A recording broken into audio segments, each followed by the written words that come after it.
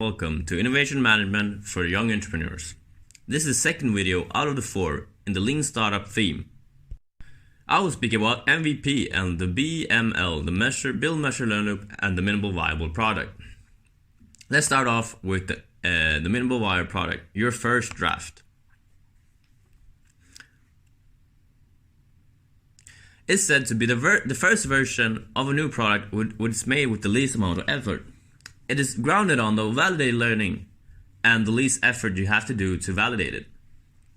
And the benefits of the MVP is that it creates a relationship with the customer, it reduces rework and faster release because you have a product the customer actually can use and actually comment about what they seem to be good or bad. Now let's talk about the Build, Measure, Learn loop. The goal is to turn uncertainties into certainties. There are 3 phases in the Build, Measure, Learn loop, and that is, of course, build, measure, and learn. So in the first phase, you build.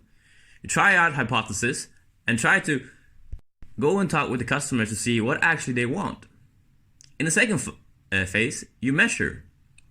You look at that data that you have gained and you organize it to see, can we actually use some of the data here to contribute to our project? The third phase is learn. Here, you look at the data to see, okay, but what did the customer say? And then you take a decision from the data to iterate to the next step again, which is build. You want to ask yourself the following. Do we have a focus group that we can develop the product with? Are we actually solving a problem for the user? So just to recap, you build a hypothesis, which is build, you talk with the customer, which is measure, and then you take the feedback and evaluate it, which is learn. After that, you repeat step 1 and re-evaluate your hypothesis. Creating an MVP, which is build, and then you show the MVP to your customers to measure.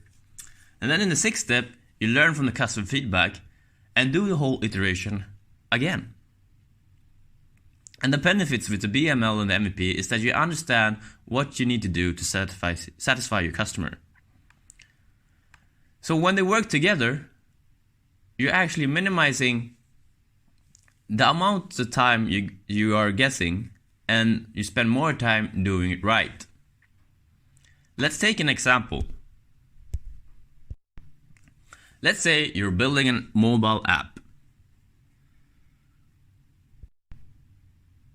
Then you start off with talking with the customers about what app they seem to miss. Then you measure, what did most people say?